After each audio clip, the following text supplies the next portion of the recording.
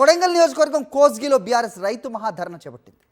రైతు మహాధరణలో BRS working president KTR పాల్గొంటున్నారు. అలాగే మధ్యాహ్నం 3 గంటలకు బీఆర్ఎస్ రైతు మహాధరణ ప్రారంభం కాబోతున్నట్టుగా తెలుస్తోంది. దిలీప్, ఏంటి మీ దగ్గర ఇన్పుట్స్? సో కొడంగల్లోనే ధర్నా, దీని ప్రధాన ఉద్దేశం ఏంటి? అలాగే కేటీఆర్ కూడా అక్కడికి వెళ్తున్నారు, ఎలా ఉండబోతోంది అక్కడ పరిస్థితి, ఏంటి మీ దగ్గర ఇన్పుట్స్? ఎస్ఆర్ఈ చూసుకోవచ్చు. నేడు బీఆర్ఎస్ పార్టీ ఇటు కొడంగల్ నియోజకవర్గంలోని కోస్గి మండలంలో రైతు మహాధర్నాకు పిలుపునిచ్చింది. మొదటిసారి సీఎం రేవంత్ రెడ్డి సొంత నియోజకవర్గంలో ధర్నాకు పిలుపునిచ్చింది.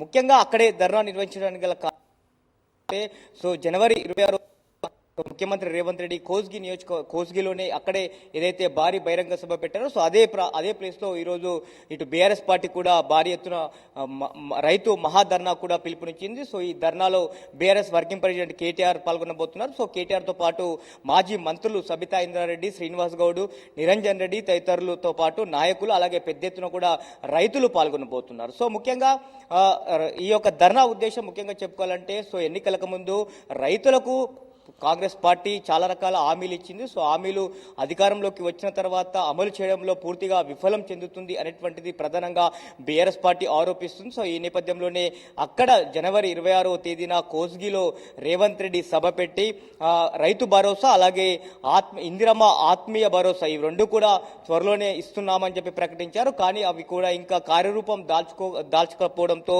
నేడు అక్కడ బీఆర్ఎస్ వర్కింగ్ ప్రెసిడెంట్ పెద్ద ఎత్తున కూడా ధర్నాకు పిలుపునిచ్చారు. ఈ ధర్నాలో ఇటు రైతులు కూడా పాల్గొంటున్నారు. అయితే ఈ ధర్నాకు సంబంధించి దానికంటే ముందు కూడా కొంత అక్కడ లగచెర్ల గ్రామంలో పాటు అకింపేట, అలాగే రోటిబండ తండా రైతులతో కూడా ముఖాముఖి కాబోతున్నారు. ఎందుకంటే ఇప్పటికే లగచెర్లలో ఫార్మాసిటీకి సంబంధించి భూములు వెనక్కి తీసుకున్నామని ప్రభుత్వం ప్రకటించినప్పుడు కూడా రీసెంట్ గా మరోసారి ఇండస్ట్రియల్ కారిడార్ పేరుతో కూడా అక్కడ భూములు తీసుకోవడానికి సిద్ధమవుతున్న నేపథ్యంలో అక్కడ ఉన్నటువంటి ఆ 3-4 గ్రామాల ప్రజలతో కూడా రైతులతో కూడా కేటీఆర్ భేటీ కాబోతున్నారు. అనంతరం ఈ యొక్క రైతు ధర్నాలో పాల్గొనబోతున్నారు. ముఖ్యంగా ఈ రైతు ధర్నాకు సంబంధించి కూడా ఎన్నికలకు ముందు సంపూర్ణ రుణమాఫీ చేస్తామని చెప్పి హామీ ఇచ్చింది. అలాగే రైతు భరోసా కింద ఎకరాకి సంవత్సరానికి 15,000 ఇస్తామని హామీ ఇచ్చింది. అలాగే రైతు కూలీలో కూడా ఇందిరమ్మ ఆత్మీయ భరోసా కింద కూడా 12,000 ఇస్తామని చెప్పి హామీ ఇచ్చింది. వీటిని ఇవ్వడంలో ప్రభుత్వం పూర్తిగా విఫలమని చెప్పి ఆరోపిస్తుంది. ఈ నేపథ్యంలో రైతుల పక్షాన బీఆర్ఎస్ పార్టీ పోరాటం చేస్తుంది. గతంలో కూడా